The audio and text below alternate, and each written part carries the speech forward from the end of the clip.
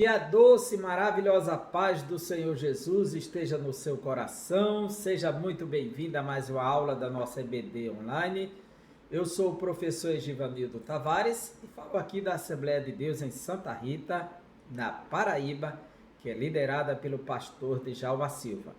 Hoje nós vamos estudar a quinta lição desse trimestre, que traz o seguinte tema: a desacralização da vida no ventre materno.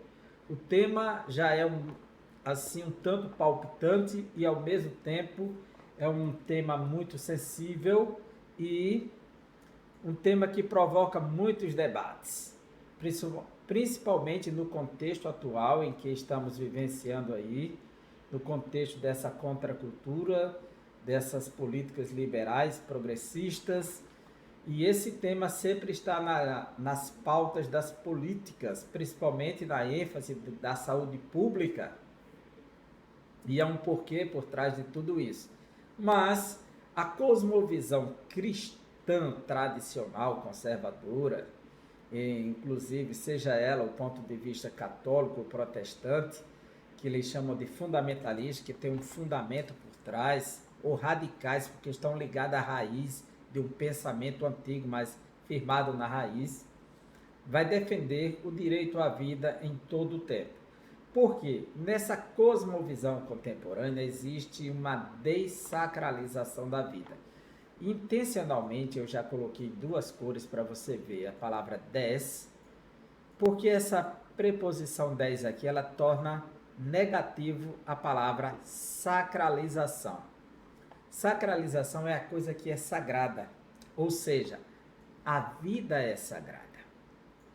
A vida está sacralizada por Deus, por ser um dom de Deus, por ser resposta de Deus, nós cremos na vida como algo divino, algo transcendente, não algo daqui, algo que seja imanente, mas transcendente, que vem de Deus para os homens, para a natureza humana. E isso faz com que a vida seja sagrada, por ter origem em Deus. Quando essa vida deixa de ser sagrada ou transcendente, ela é dessacralizada. Se tira o aspecto sagrado dela. A sua sacralização, isso é uma dessacralização da vida. É quando você transforma a vida apenas em matéria. A vida é objeto da matéria, já que o ser humano é matéria, somente matéria. Não há nada de transcendente sobre ele. Ele é produto da evolução e a evolução é produto da matéria. É só matéria. Não existe um pontapé inicial, não existe algo transcendente que faça as coisas acontecerem, uma mente inteligente, ou seja, Deus. Então essa negação de Deus leva as pessoas a caminharem sempre na perspectiva materialista, secularista. E isso concebe a ideia da vida de um ponto de vista meramente material, onde ela perde o seu valor transcendente, seu valor sagrado. Então a vida é dessacralizada. E o nosso tema é a dessacralização da vida no ventre materno, principalmente no período gestacional ou o período intrauterino. Todos nós só estamos aqui porque um dia passamos por todos os estágios da vida. E o primeiro estágio é a vida intrauterina. Como é que uma pessoa se acha no direito de lutar para que o outro não tenha o direito à vida? Para que ele tenha esse direito de lutar para que o outro não tenha direito à vida, ele precisou passar pelo processo intrauterino. Ele precisou passar pela vida uterina, passar pela vida do ventre materno, mas não quer que o outro passe por esse processo simplesmente por uma questão que está por trás, que eles vão chamar de saúde e de direito, porque é seu corpo e suas regras. Mas isso é justo? Isso é certo? É ser fundamentalista defender o oposto disso? Então, nós somos fundamentalistas, somos radicais, sem nenhuma vergonha de dizer isso. Se é defender a vida, o direito à vida, que todos passem por onde passamos, então nós somos radicais e fundamentalistas. Não tenho vergonha de dizer que estou preso às raízes, aos fundamentos estabelecidos pelas Escrituras. Então, a nossa lição, ela promete muito a dessacralização da vida no ventre materno. A primeira ameaça que pode acontecer contra a vida, que era inconcebível se pensar, era um ser humano atentar contra a vida de alguém que estivesse no ventre. Antigamente, havia um atentado, sim, injusto, desumano, quando os povos atacavam os outros como tratados como inimigos, e aí chegasse numa aldeia, tivesse mulheres grávidas, eles rasgavam o ventre para tirar a criança. Nós podemos ver isso no livro de, eu acho, Amós, deixa eu ver, Amós capítulo 1, nos diz assim, Amós capítulo 1, Amós capítulo 1, eu não havia separado esse texto, mas veio à minha memória agora e quero compartilhar com você. Amós capítulo 1, perseguiu seu irmão a espada, 1:14, versículo 13, Amós capítulo 1, versículo 13. Assim diz o Senhor, por 3 transgressões dos filhos de Amon, e por 4 não sustarei o castigo, porque rasgaram o ventre as grávidas de Gileade, para dilatarem os seus próprios limites. Ou seja, com a ambição de conquistar espaço geográfico, ampliar os seus limites geográficos de conquista, invadir o país vizinho de Gileade, pegar as mulheres grávidas, passar a espada e arrancaram os meninos do ventre. Esse atentado contra a vida, essa violência à vida intrauterina, era um ato desumano, criminoso dos inimigos. E muda-se a linguagem, mas o ato é o mesmo até hoje, quando se atenta contra o inocente com a proposta de impedir que alguém passe por todo o processo de vida para que tenha o direito de decidir alguma coisa. E alguns querem podá-lo disso. E nós não somos favoráveis a esse movimento, a essas ideias, ainda que ela esteja recheada de ideias em nome de outra vida e de valores, mas o que está por trás é um atentado muito perigoso, muito hostil. A nossa lição, ela está fundamentada em 3 capítulos, está dividida em 3 capítulos, embasada em 3 objetivos. O primeiro, refletir sobre a divina concepção e nascimento de Jesus.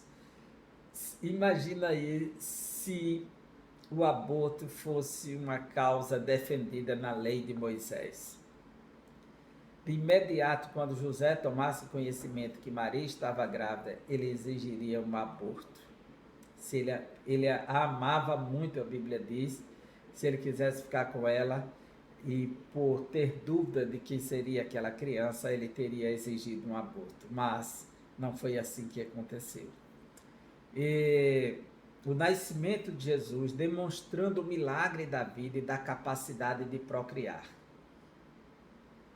Segundo, identificar os traços da cultura de morte presentes em nossos dias e as suas consequências, que tudo tem consequência, consequências psicológicas, emocionais, físicas e diversas áreas.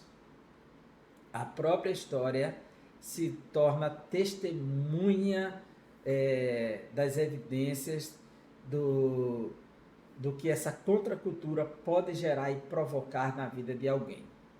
E terceiro, compreender a sacralidade da vida e a importância da Igreja de Cristo combater toda a cultura que viole os princípios da palavra de Deus. A Igreja precisa assumir o seu papel de voz profética, de apologista, de defensora da verdade, porque fomos chamados para batalhar pela fé evangélica. Evangélica quer dizer que segue o Evangelho, tá certo? E, conforme está escrito em Filipenses capítulo 1, versículo 27, né? Batalhar pela fé.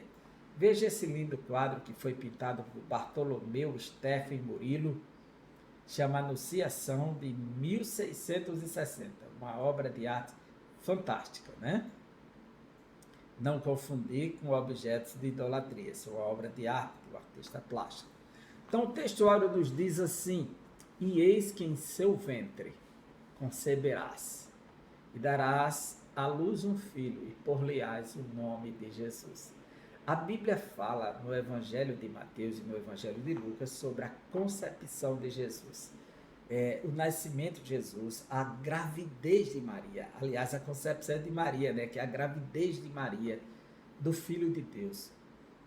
Desde que Deus criou a humanidade, antes de criar, ele já sabia que iriam cair. Ele não criou a humanidade para cair, mas criou o sujeito a cair. A queda, o pecado, o afastamento. No entanto, ele traçou um plano, e esse plano envolvia o nascimento, a concepção, a gestação. E uma mulher teria que engravidar. E foi profetizado que uma virgem ficaria grávida.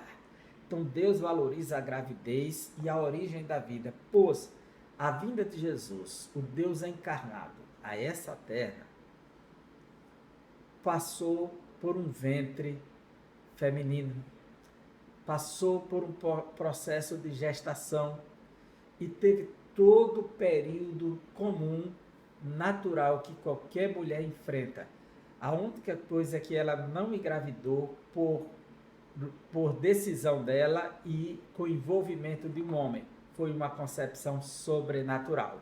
O Evangelho de Mateus nos diz assim, porque Isaías diz: eis que uma virgem conceberá e dará à luz um filho, que será chamado Emanuel, que significa Deus conosco.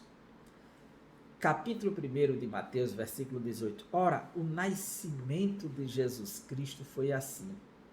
Estando Maria, sua mãe, desposada com José, sem que tivesse antes coabitado, coabitar é ter relações, achou-se grávida pelo Espírito Santo. Então Maria engravidou do Espírito Santo. E o mesmo capítulo, José ficou perturbado quando soube que Maria estava grávida. Mas José, seu esposo, sendo justo e não querendo infamar, resolveu deixá-la secretamente. Versículo 19. Aí o 20 diz: enquanto ponderava nestas coisas, eis que lhe apareceu em sonho um anjo do Senhor, dizendo: José, filho de Davi, não temas receber Maria, tua mulher, porque o que nela foi gerado é do Espírito Santo. Então não tema, que não há nenhuma infidelidade, não há nenhum caso atípico aqui. O que há aqui é uma ação sobrenatural. É o Messias que vai chegar. E aí diz para José assim: ela dará à luz um filho, lhe porás o nome de Jesus, porque ele salvará o seu povo dos pecados deles. Ou seja, ele tem uma missão muito nobre para realizar. A verdade prática diz: a concepção divina de Jesus Cristo sacraliza a vida no ventre materno e se opõe à cultura da morte. Se opõe à cultura da morte, à cultura morta, infantil, intrauterina do presente século. Que é essa cultura que já é morta por si só, né? A cultura morta, infantil, intrauterina do presente século. Não podemos concordar com essa proposta tão adversa que está sendo proposta, né? Então, a concepção divina de Jesus Cristo sacraliza a vida no ventre materno e se opõe à cultura da morte infantil intrauterina do presente século. A nossa introdução nos diz assim: Deus é o autor supremo da vida Gênesis capítulo 2, versículo 7 diz: e soprou em suas narinas o fôlego de vida. Quer dizer, o primeiro ser humano criado, ele recebeu a vida do próprio Deus, da boca de Deus saiu essa vida, o sopro de Deus. Por isso que nós entendemos que a alma é eterna, porque o sopro de Deus é eterno, a vida de Deus é eterna que ele colocou no ser humano. Por isso as escrituras a valorizam desde a concepção no ventre materno. O Salmo 139, de 13 a 16, faz uma descrição poética do valor da vida dentro do ventre, antes de assumir qualquer forma, desde o estado primário embrionário, que o embrião vai começar a tomar forma. A Bíblia diz que Deus foi traçando e moldando cada detalhe, dando forma àquele corpo informe, né? Que começou com uma bolinha que foi ganhando forma até chegar ao período de sair do ventre materno, quando atingir o período das 40 ou 42 semanas. Assim, toda ideologia que tem o objetivo de alterar o conceito da vida desqualifica a autoridade bíblica e faz apologia à cultura de morte infantil no útero. Quer dizer, qualquer proposta que seja diferente daquilo que é defendido nas Escrituras, que é a palavra de Deus, que foi revelada, ela está desautorizando a Bíblia, desqualificando a sua autoridade e colocando em dúvida a palavra do Senhor, para que se torne uma palavra humana, um livro religioso qualquer, mas não a palavra de Deus. Então, essa defesa da cultura de morte infantil no ventre, ela precisa ser combatida. A ideia progressista, que é em nome do progresso, que reivindica ao ser humano a autonomia sobre a vida, afronta a soberania de vida. Quer dizer, se o ser humano é o autor da vida, é soberano sobre ela, mas se ele não é, ele não tem soberania sobre a vida. Quando o ser humano está vindicando, exigindo ou reivindicando o direito autônomo, autonomia sobre a vida, que ele tem esse direito sobre ela, logo, ele é o autor e tem todos os direitos legais sobre essa vida. Mas a vida é sagrada, a vida é um dom de Deus. Então, o ser humano não tem esse direito. Então, nesta lição, estudaremos a concepção sobrenatural de Jesus Cristo, a apologia ideológica da cultura da morte e o conceito de sacralidade da vida no útero materno. A concepção de Cristo. Este é o primeiro ponto que vamos estar estudando agora. Como Cristo foi concebido, né? Isso faz parte até do credo apostólico, concebido no ventre da Virgem Maria, né? O anúncio do nascimento.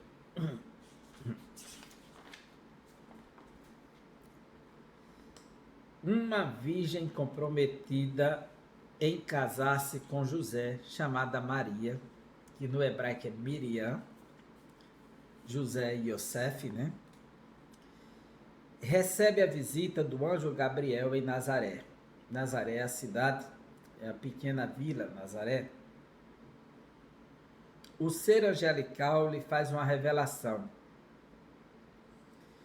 Em teu ventre conceberás e darás à luz um filho e por-lhe-ás o nome de Jesus. Lucas 1:37. Diante do inusitado, Maria indaga: como se fará isso, visto que não conheço o varão, não conheço o homem? A pergunta demonstra a perplexidade da Virgem, como se daria a concepção sem a participação de um homem. Por quê? A ordem desde o começo é uniciar a sua mulher, os dois se tornarão um só corpo e eles vão crescer e multiplicar-se, mas no ato da união dos seres de uma relação heterossexual, macho e fêmea, homem e mulher, marido e esposa. Então, esse é o princípio normativo basilar, natural, comum e tradicional na história universal, que gera e dá continuidade à humanidade. Então, Maria disse, como é que eu vou engravidar se eu não conheço o homem? Não sou casada ainda, estou noiva. Ela ficou perplexa. A pergunta demonstra essa perplexidade dela. Como seria? No Evangelho, a menção à cidade de Nazaré é profética. Quando diz da cidade de Nazaré, que indica que é um fato histórico real. Tem um local, tem pessoas e tem tempo que se acontece. Porque naqueles dias o Império Romano dominava, quem tomava conta da Palestina era Herodes o Grande, o governo mundial era o Império Romano, Herodes estava a serviço do Império Romano, e essa pequena aldeia morava na cidade de Nazaré, Maria e José. E é profético por quê? Porque Cristo seria chamado Nazareno. Quando ele volta do Egito, que eles vão fugir para o Egito para que o menino não seja morto, por conta do infanticídio de Herodes, quando Herodes o Grande morre, seu filho Arquelau vai assumir no seu lugar e diz, o Senhor diz para ele, volta, porque aqueles que queriam matar o menino já morreram. E quando eles retornam, eles vão para Nazaré, para que Jesus cresça e seja chamado o Nazareno. Que se Jesus tivesse sido criado em Belém, onde ele nasceu, Belém da Judeia, ele seria o Belemita. Mas aí ele será chamado o Nazareno, porque ele vai habitar em Nazaré, cumprindo assim a profecia que estava escrito. Foram ditos por muitos profetas que ele seria chamado o Nazareno. Embora não haja nenhuma profecia direta e clara no Antigo Testamento, mas pressupõe-se que do livro de Isaías, que diz que ele foi subindo como uma raiz de renovo, se aparece, essa palavra raiz é Nazir, aí dá origem à palavra Nazareno. Lucas ainda enfatiza a virgindade da donzela e a descendência de José da casa de Davi. A casa de Davi significa casa real, linhagem real, porque na casa de Davi foi prometido que não faltaria um sucessor para sentar no trono. E o anjo vai dizer para Maria, e ele se assentará no trono de Davi, seu pai. Então, ele nasceu para ser o Messias, para ser o rei, no período que o Império Romano dominava. E por isso ele será crucificado, por ser acusado de se declarar o rei dos judeus. Essas informações integram as profecias messiânicas e tornam fidedigno o relato bíblico, pois Isaías 7,14 diz que ele nasceria de uma virgem. O Salmo 89, 3 e 4 também anuncia todo esse processo que seria da casa de Davi, o descendente real. A miraculosa concepção, por quê? É um ato sobrenatural. O anjo Gabriel explica a Maria que a concepção seria singular e miraculosa. Descerá sobre ti o Espírito Santo e a virtude, o poder do Altíssimo é quem vai gerar. Por isso declara, o menino, o santo, será chamado Filho de Deus. O santo que será gerado em ti será chamado Filho de Deus. É isso que está escrito, Lucas 1,35. A jovem não pediu sinal algum, mas o anjo lhe comunica da gravidez de Isabel como incentivo à sua fé. A tua prima concebeu um filho em sua velhice. E é interessante que Isabel fica grávida e no 6º mês de gravidez de Isabel, como está escrito em Lucas capítulo 1, que este era o 6º mês da gravidez de Isabel, o que significa Isabel está entre 22 a 24 semanas de gestação de João Batista. Está caminhando para tê-lo. E o texto sagrado diz literalmente, capítulo 1 de Lucas, no 6º mês, versículo 26, o anjo Gabriel, 6º mês de quê? Se a gente ler os versículos 24 e 25, diz assim: passados esses dias, Isabel, sua mulher, a mulher de Zacarias, concebeu e ocultou-se por 5 meses, dizendo: assim me fez o Senhor, contemplando-me, para anular o meu opróbrio perante os homens. Ela era estéril e já chegou uma anciã, não tinha tido filhos ainda, e o Senhor escolheu Agora, essa anciã, para que ficasse grávida. E ela ficou escondida por 5 meses da população e a barriga crescendo. Aí a Bíblia diz: no 6º mês, o anjo Gabriel é enviado da parte de Deus para uma cidade da Galiléia chamada Nazaré. Ou seja, era o 6º mês para Isabel, a prima de Maria, ou parente de Maria, que é traduzida por prima, né? E o versículo 36 vai dizer assim: e Isabel, tua parenta, igualmente concebeu um filho na sua velhice, sendo este já o 6º mês para aquela que diziam ser estéril. Então, a prova que Maria vai ficar grávida do Espírito Santo é que a sua prima, que todos sabiam que chegou na velhice sem ter filhos, porque é comum que um casal que não tente nenhum tipo de interrupção, não faça nenhum controle de natalidade, dentro de 12 meses aconteça a gravidez. No máximo 12 meses de espera. É o que a ciência mostra. É no máximo 12 meses de um processo de batalha. Chegou nos 12 meses, não engravidou, tem algo errado. E a esterilidade é considerada uma doença. E é uma doença que, segundo a OMS, atinge a cada 6 pessoas da humanidade, uma é estéril.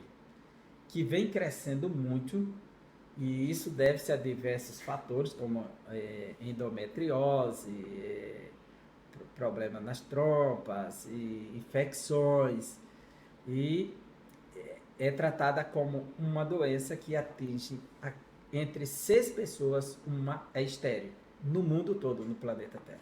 Veja que é um assunto muito sério. E isso é uma visão atual. Mas, naqueles dias, entre os judeus, se uma mulher não engravidasse, era tratada como ela estivesse vivendo o oposto da bênção de Deus. Então, era um opróbrio, uma vergonha, ela sendo esposa de um sacerdote que não tinha filhos. Mas agora Deus quebrou o opróbrio de Isabel, lhe dando filhos. Então, se Isabel na velhice engravidou, isso é um sinal muito elevado, miraculoso, que Deus está operando e que o Messias está chegando. Então, Maria vai ficar grávida e vai visitar Isabel durante esse processo. E o que vai acontecer? Ela não pediu nenhum sinal, mas disse que era o 6º mês para sua prima. O testemunho das Escrituras de mulheres estéreis que ficaram grávidas preparou o mundo para crer e receber o milagre da concepção de Jesus por meio de uma virgem. É interessante que o Antigo Testamento mostra que a esposa de Abraão, que vai dar origem à nação israelita, era estéril. O livro do Gênesis, capítulo 11, versículo 30, se abre dizendo que Sarai era estéril. Deixa eu ver se é 11:30 ou é 11:31, né? Para não cometer uma falha aqui. Capítulo 11, se não for o 30, é o 31. Diz, é o 30. Sarai era estéril, não tinha filhos, mas Deus abriu o ventre de Sarai na velhice para dar origem à nação israelita. Então, a existência da nação de Israel já é um milagre, porque vem de uma mulher estéril. A sua nora, que casou com seu filho Isaac, Rebeca, também era estéril. E Isaac orou 20 anos e Deus abriu o ventre dela e ela se tornou mãe. Foi também um milagre. A esposa de Jacó, Rebeca, também era estéril, mas Deus abriu o ventre dela e ela gerou José. A esposa de Elcana, que era Ana, também era estéril. E ela orou muito e Deus lembrou-se de Ana, abriu a sua madre e ela gerou Samuel, o profeta, sacerdote e juiz mais reconhecido da nação de Israel. Então, as histórias envolvendo mulheres estéreis nos mostra que Deus é Deus de milagres, que vale a pena confiar e esperar em Deus, pois Ele não muda nem mudará. Então, as mulheres de Israel podiam crer que Deus fazia milagres e abria o ventre, a madre, e fazia gerar novamente. E Ana ficou grávida, Isabel ficou grávida, e Maria vai visitar a sua prima. A respeito dessa realidade, o anjo endossa ao referir-se à gestação de Isabel, e este é o 6º mês para aquela que era chamada estéril. Ao finalizar a mensagem, Gabriel completa, porque para Deus nada é impossível. Eu conheço uma pessoa que por 10 anos lutou para ser mãe e não conseguia. Mas um dia, todo o tratamento, nada serviu. Deus abriu milagrosamente o ventre. Tem 3 filhos, um após o outro. Conheci uma mãe que perdeu 6 filhos no ventre. Não conseguia passar dos 3, 4 meses. E hoje é mãe, segurando o filho nos braços, comemorando cada aniversário e louvando a Deus pelo milagre. Se você é uma pessoa que espera um milagre de Deus, não desista, porque para Deus nada é impossível.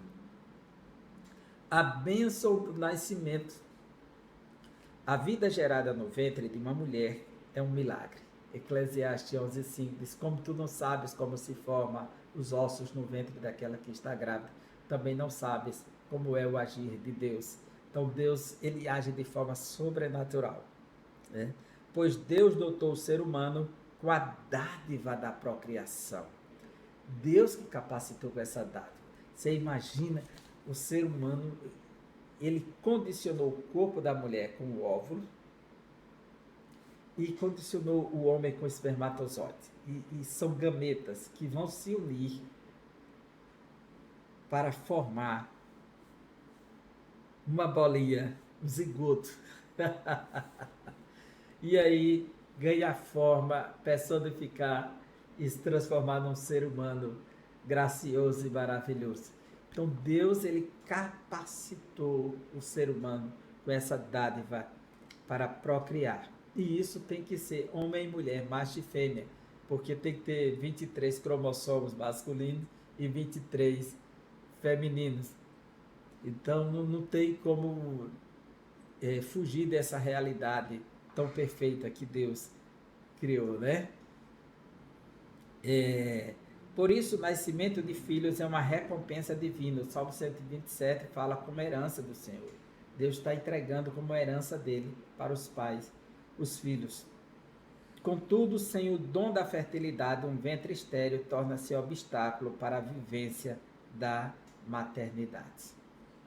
Com certeza que todas as histórias das mulheres inférteis da Bíblia, estéreis, é história de sofrimento, de dor, de angústia, pelo fato de não ter gerado, principalmente numa sociedade em que se tem muitos filhos um atrás do outro e que o próprio casamento já exigia de imediato filhos. E isso, uma mulher não gerar dentro desse contexto era um opróbrio, uma vergonha, era uma frustração, e tudo se buscava uma culpa para dizer que você está amaldiçoado por conta disso, está amaldiçoada por conta disso. Isso trazia sofrimento, transtorno. Se atualmente algumas famílias vivem esse clima difícil, hoje nós vivemos num mundo onde a adoção é mais fácil e existe uma tentativa que é a questão in vitro, né? De você fazer uma inseminação artificial, fazer coleta da própria, do próprio espermatozoide do homem, fazer a questão in vitro, inseminar no ventre da mulher, no útero da mulher, para fertilizar o óvulo. E hoje tem novos caminhos pela ciência, mas antigamente não tinha. Então, mas que se concebe é que tudo vem da parte de Deus. Ninguém pode se gloriar que tem filhos, eu fiz, eu gerei. Não, Deus me deu. Deus foi gracioso comigo. Deus é bom, é de misericórdia, né?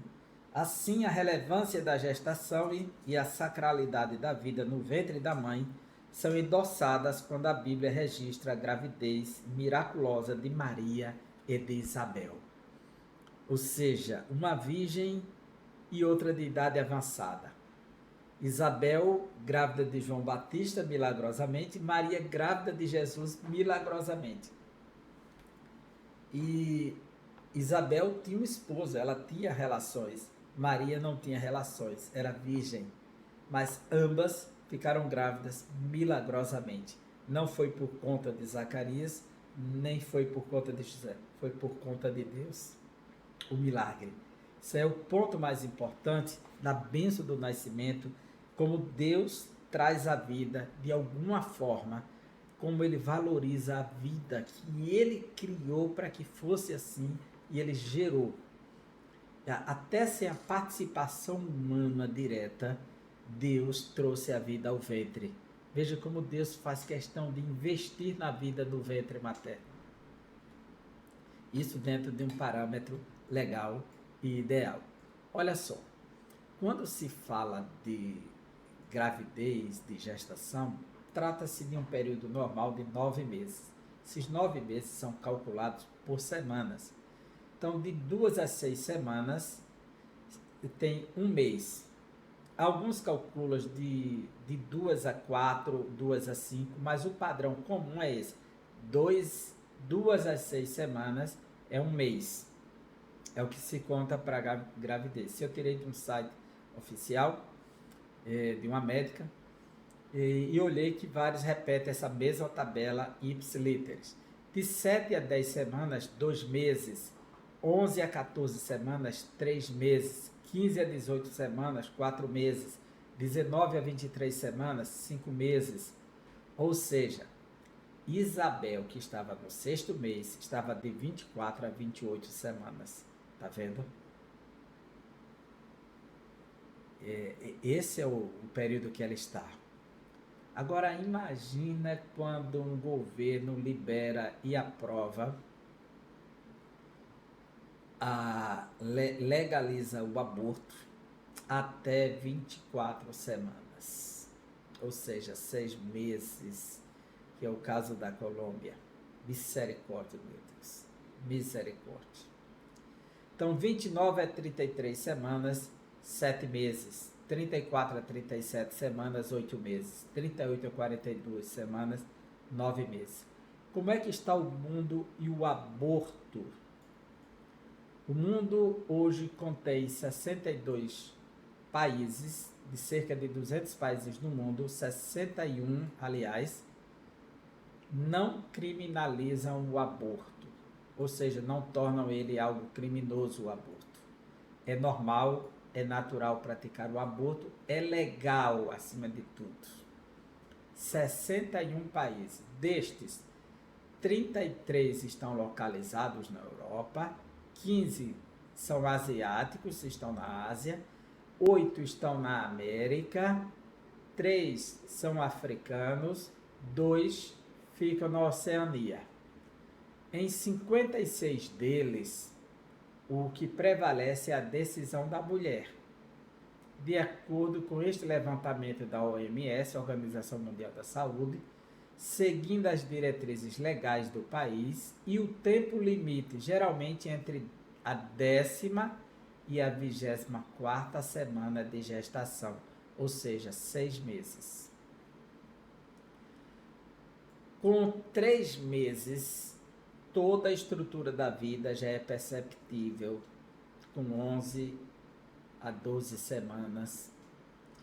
Agora, imagina com 24 semanas.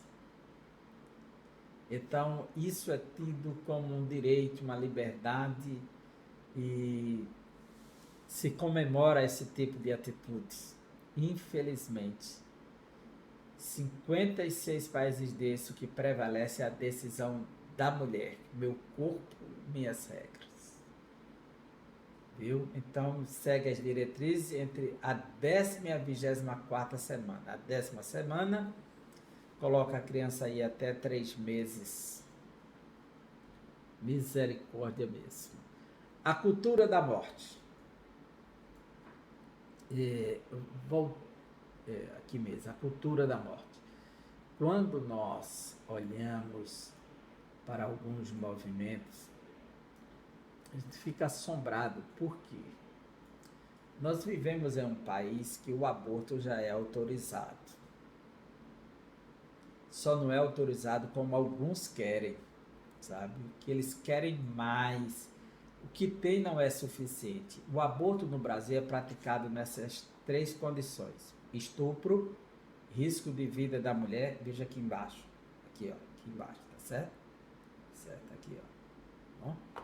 Risco da e anencefalia do feto. Anencefalia é quando tem algum problema no céfalo, na cabeça, no cérebro, de má formação congênita. Então, isso quando se revela a questão da anencefalia,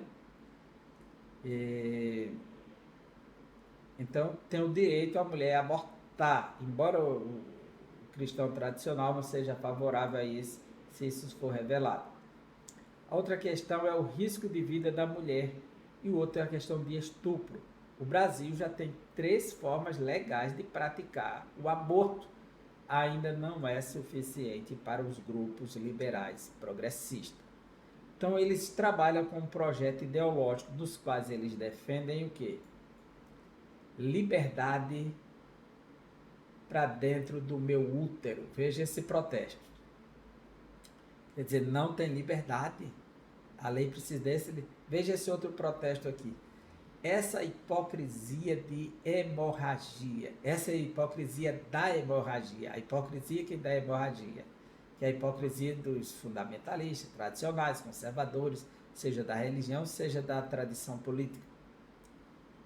Aborto é um direito das mulheres. Então a Marcha Mundial das Mulheres veio com esse cartaz. E a outra que é uma crítica à religião. Tire seu terço do meu útero. Isso aqui é uma crítica direta ao catolicismo que se opõe ao aborto. Os tradicionais conservadores, nós sabemos disso e elogiamos essa nobre atitude da Igreja Católica de ser contra o aborto. Então tem muitos padres se opondo e freiras também. Então eles fizeram uma crítica, tire seu terço do meu útero, certo? Uma crítica. Bem, se o país já oferece 3 modos de praticar o aborto, ainda querer mais, o que está por trás de tudo isso? Então o projeto ideológico.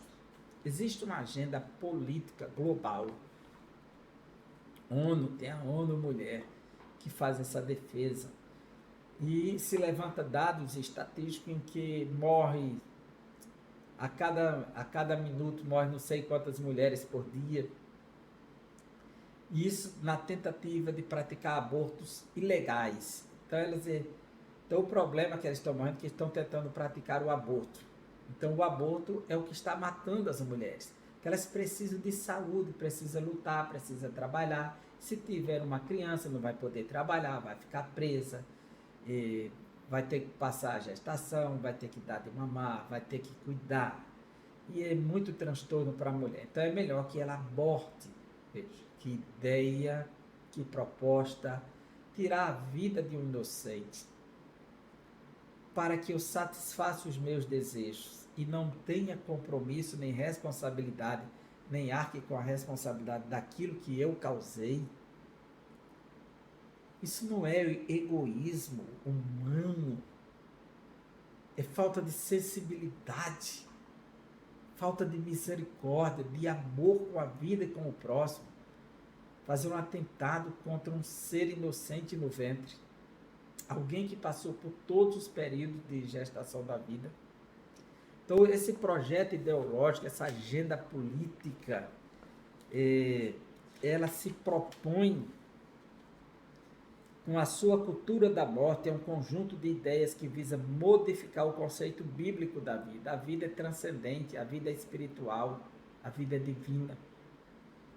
Entre suas pautas estão a legalização do aborto e a da eutanásia, que é a morte comum, você chegar e desligar o aparelho para que a pessoa não fique dando trabalho, nem custo para a família, está só vegetando. Então, o direito de desligar, eutanásia, chama de boa morte. A apologia ao suicídio, o direito de você se matar, e o controle de natalidade, que eles querem impor a todo custo para uma forma de minimizar a fome no mundo e manter-se livre para todo tipo de prazer.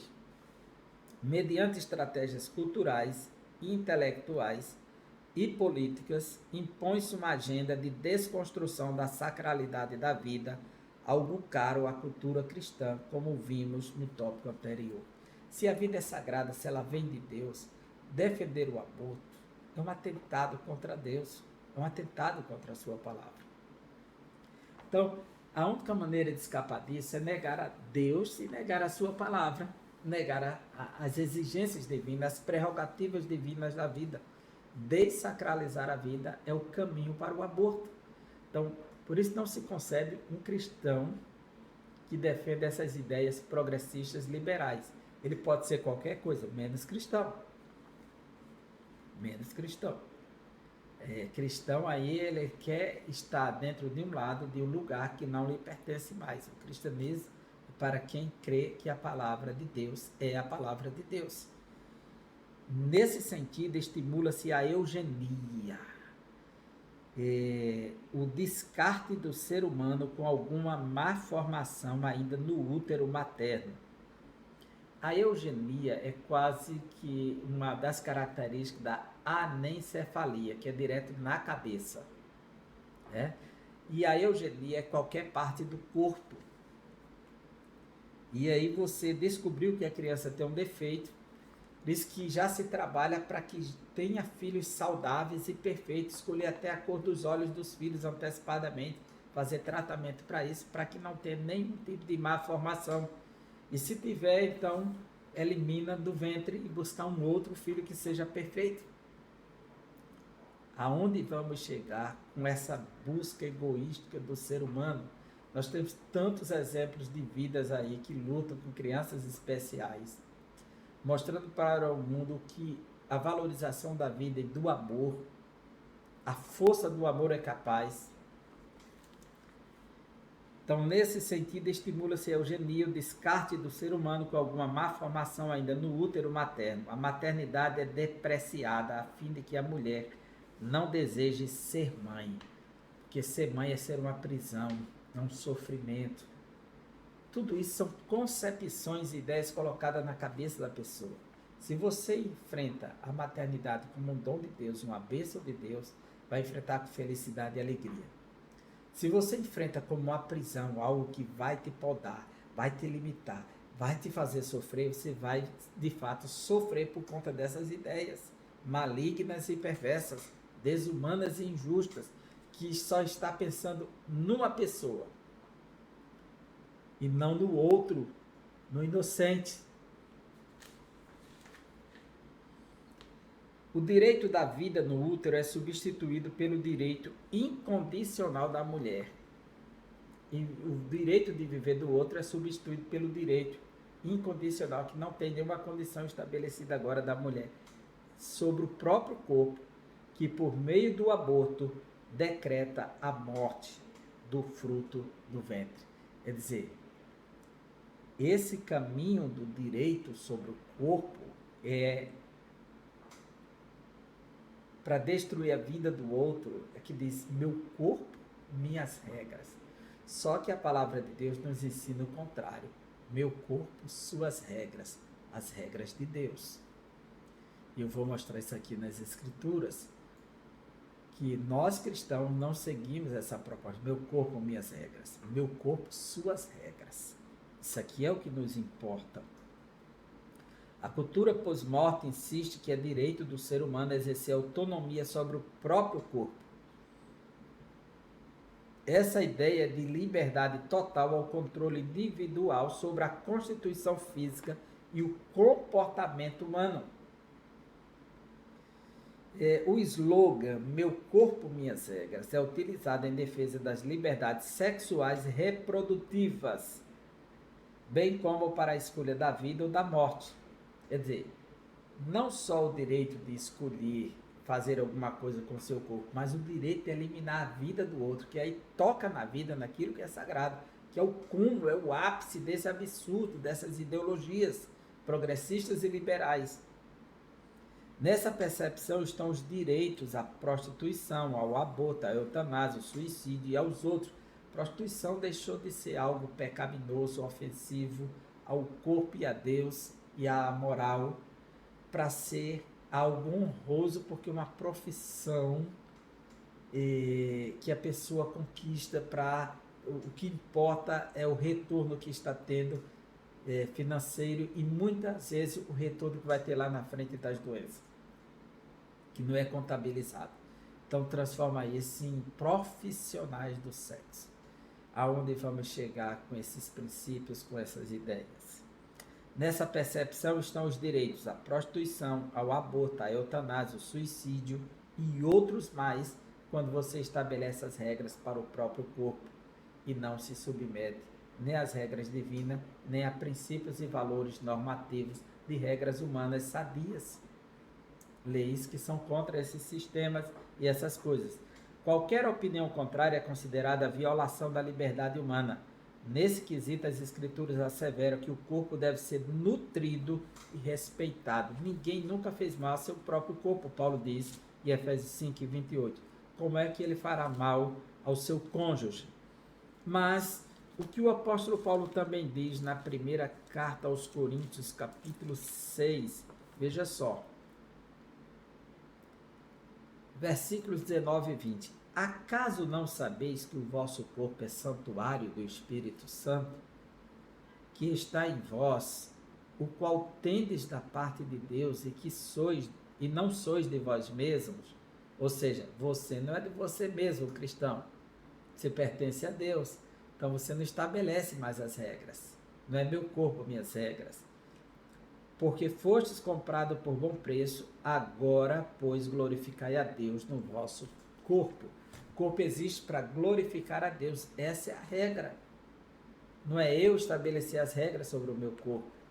Quer comais, quer bebais daqui para frente, tem que ser tudo para a glória de Deus. Romanos 10 e 30 e 31. Portar-se de modo que não dê escândalo nem aos judeus, nem aos gentios, nem à igreja de Deus. Então, a proposta agora é viver para a glória de Deus. É meu corpo, suas regras, não mais meu corpo e minhas regras. Então, a prática do aborto. O aborto é a interrupção do nascimento por meio da morte do embrião ou do feto. É o ato de descontinuar a gestação do ser vivo. Descontinuar. O outro não tem o direito de continuar no ventre. Ele será expelido, arrancado. Ele vai ser colocado uma tesoura e cortar ele em pedaços lá dentro, que é muito desumano isso. Tem vídeos aí mostrando como é que se faz o aborto. Ou se aplica no seu cérebro, no seu corpo, algumas doses mortais para que a mulher venha expelir ele do corpo. Ou abre-se e tira ele forçadamente. É muito desumano. Todos os métodos do aborto.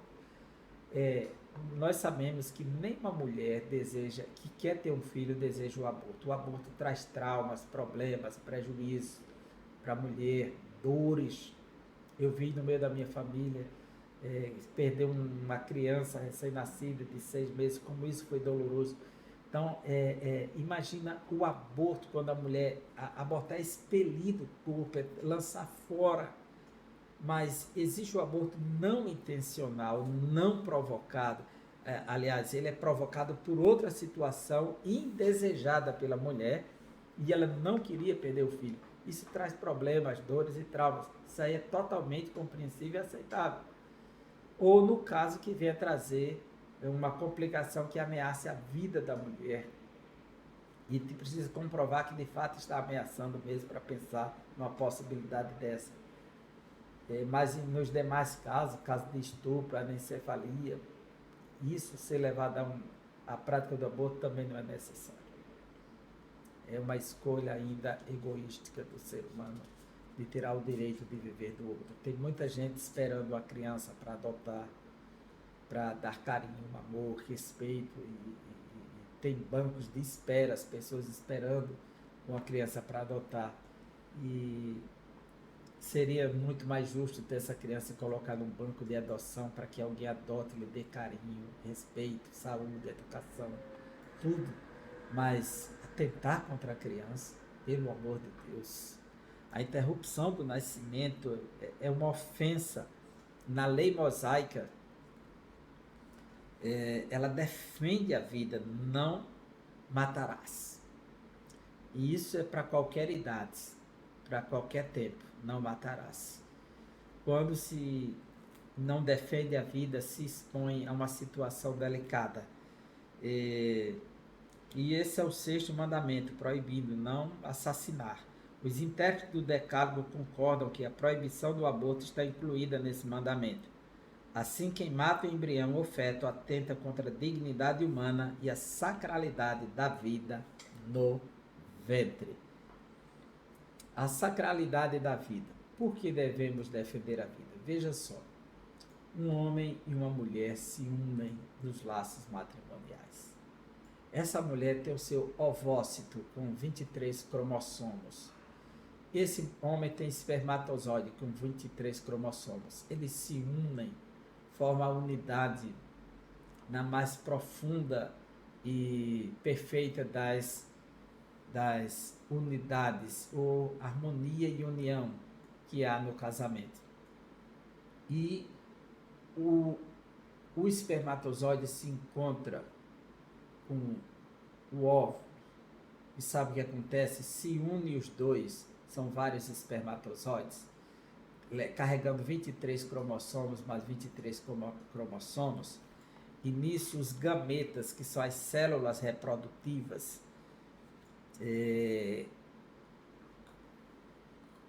tanto do homem quanto as células germinativas da mulher, né? Os ovócitos, essas células germinativas femininas, vai dar origem ao óvulo.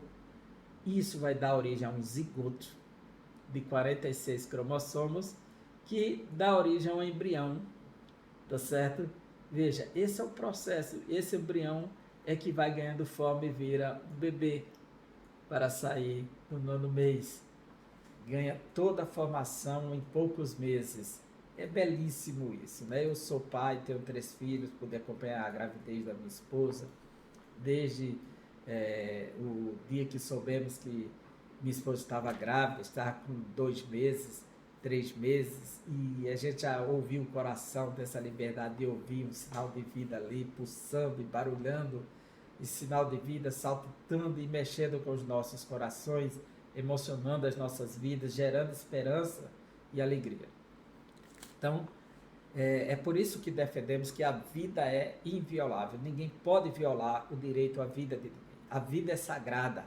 O direito à vida é absoluto. Não dá para aceitar que alguém possa tentar contra a vida de forma natural e diga, não, isso é o meu direito. Não, a vida é sagrada, o direito à vida é absoluto. Então, a vida humana é sagrada, pois ela é um ato criativo de Deus. O autor é a fonte originária do fôlego de vida, como Jó diz que o Espírito de Deus me fez. Nessa perspectiva, o princípio de sacralidade assegura a dignidade da pessoa humana e a inviolabilidade do direito à vida. Ele tem esse direito, conforme o Salmo 36:9, 90, 12. Deus criou todos os dias para nós e ensina a contar os nossos dias de tal maneira que alcancemos corações sábios. Portanto, o valor da vida é absoluto e deve se sobrepor a qualquer outro direito ou interesse. Jesus disse que o ladrão não vem senão matar, roubar e destruir, mas eu vim para que tenham vida e a tenham com abundância. A proposta do Senhor é vida e vida com abundância, não é morte. A morte não é a proposta de Deus. Até porque a morte é uma resposta do pecado. O salário do pecado é a morte.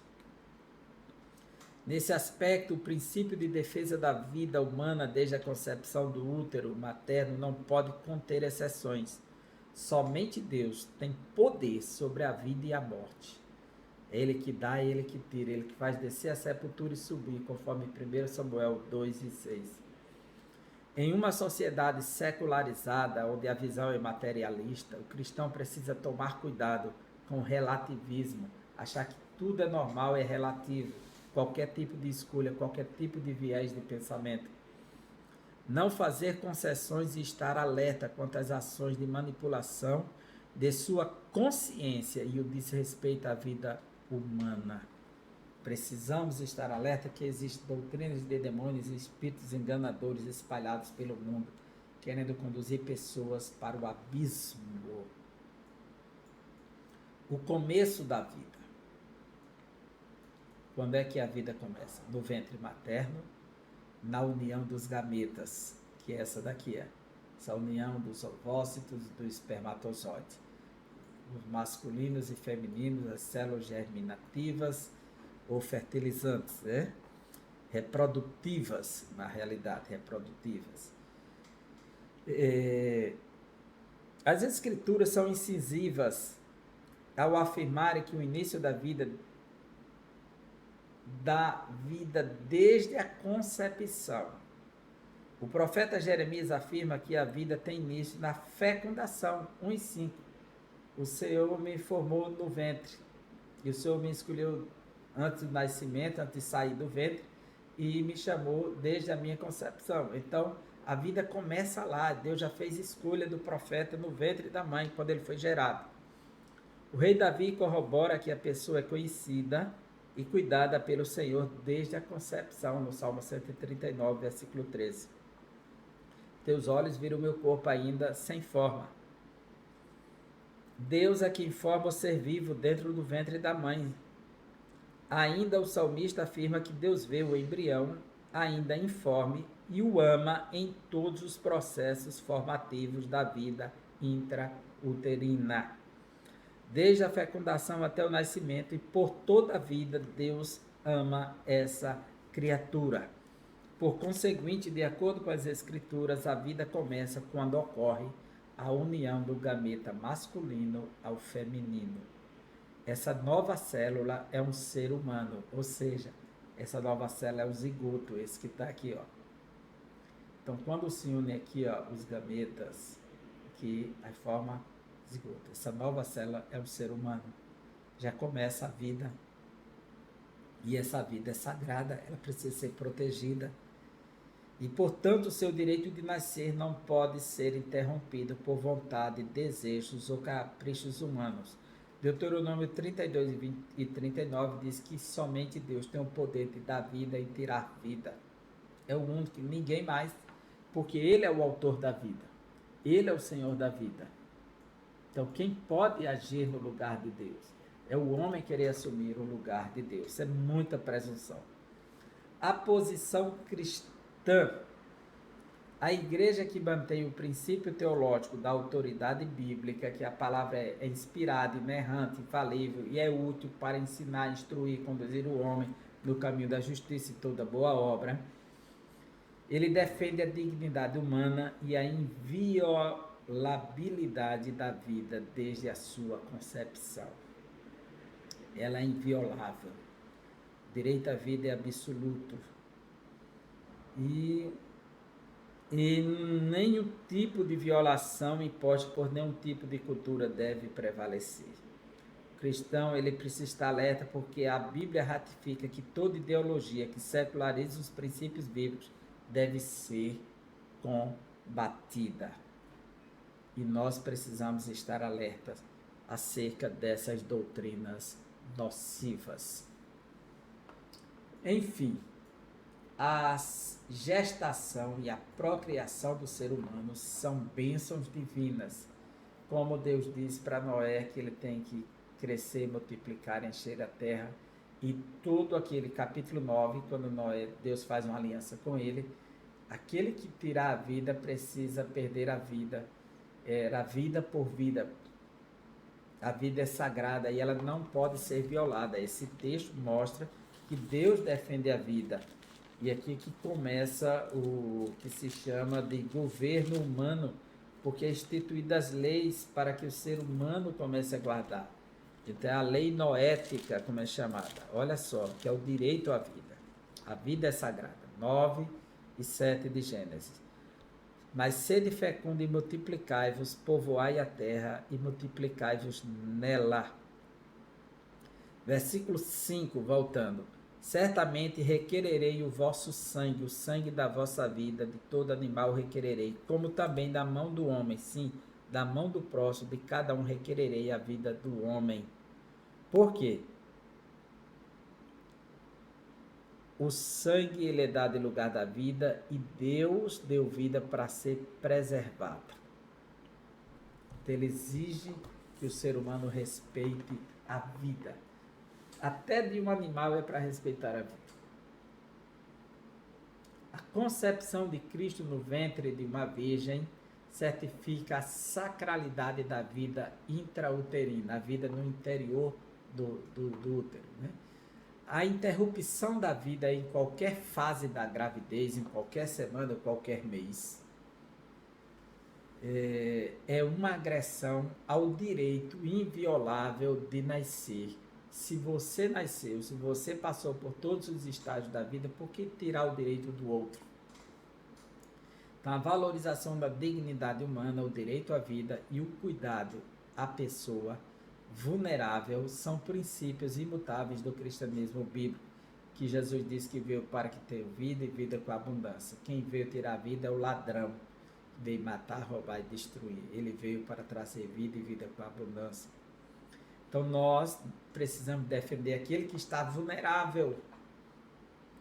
Então, acerca do assunto, a Bíblia assegura que Deus é o autor e o detentor da vida humana.